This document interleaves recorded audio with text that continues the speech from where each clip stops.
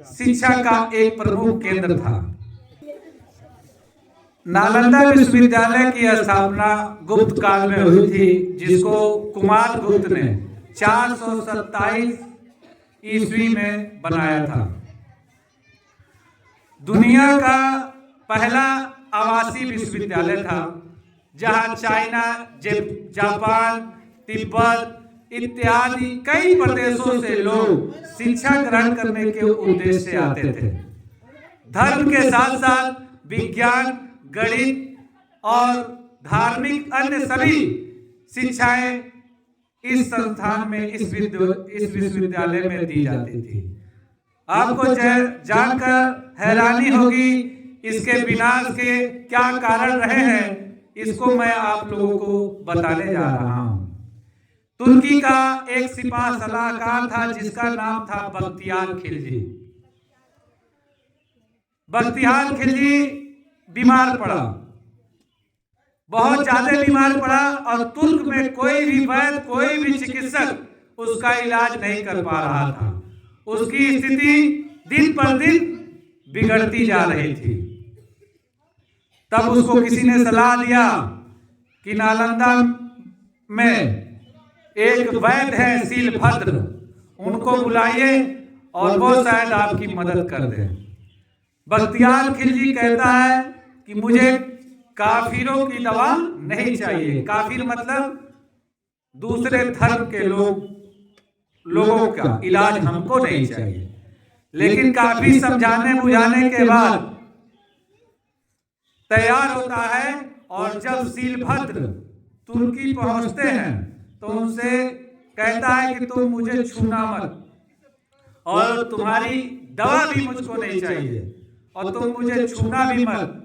तो दूर से देखते हैं उसको, एक एक चीज उसकी परेशानियों को देखते हैं, और देखने के बाद चूंकि वो दवा खाने को तैयार नहीं था, शीलभद्र पूछते हैं कि आप कुरान पढ़ते हैं?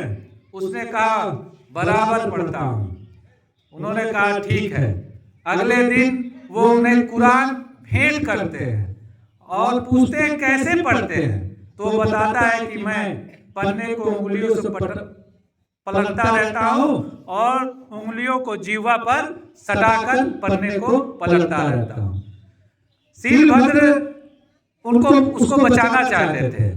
उन्होंने भारतीय परंपरा के अनुसार जो भी औषधि थी उसका निर्माण करके उसका लेप जो है कुरान के पन्नों पे लगा दिया और बताया नहीं। धीरे धीरे वो बढ़ता गया और धीरे धीरे उसकी बीमारी ठीक हो गई। जब बीमारी ठीक हो गई, बख्तियार खिलजी नाराज हो गया कि पूरे तुर्क में कोई भी वैद्य चिकित्सक नहीं था जो मुझको ठीक कर पाया। ऐसा क्या है नालंदा में जिसने मुझको ठीक कर दिया, और उसको खुश होना चाहिए। लेकिन वो इससे नाराज हो गया कि भारतवासियों में ये कैसी पद्धति है जो हमारे पास नहीं है। ठीक होने के बाद वो अपने कारवां को तैयार करता है, सेना को तैयार करता है और नालंदा की तरफ निकल पड़ता है तुर्क से। जब नालंदा में खबर पहुंचती है कि बख्तियार खिलजी आ रहा है, सब लोग खुश होते हैं कि भाई ठीक हुआ है तो ये हम लोग को सम्मानित करने आ रहा होगा। उस समय 10,000 विद्यार्थी थे, 2,000 के लगभग शिक्षक थे, गुरु थे, और नालंदा विश्वविद्यालय में नामांकन लेने के लिए कई आयामों को पार करना पड़ता था। वहां का समझ लीजिए कि जो चपरासी भी था ना, जिसको आज हम लोग चपरासी कहते हैं, वो भी टेस्ट लेता था, परीक्षा लेता था। अब आप सोचिए जहां का चपरासी वैसा होगा, वहां के शिक्षक कैसे होंगे।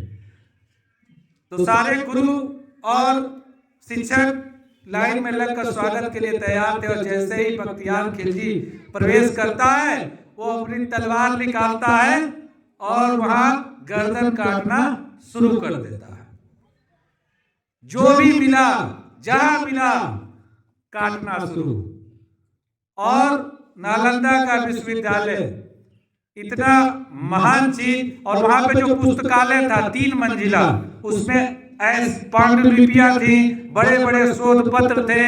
जाते जाते बख्तियार खिलजी उसमें आग लगा देता है, और वो नालंदा का विश्वविद्यालय 3 महीने तक हमारा पुस्तकालय चलता है। हमारी स्मृतियां, हमारी पांडुलिपियां नष्ट कर दी जाती है। और कारण क्या था कि भारतीय वैदों ने बख्तियार खिलजी को ठीक किया था।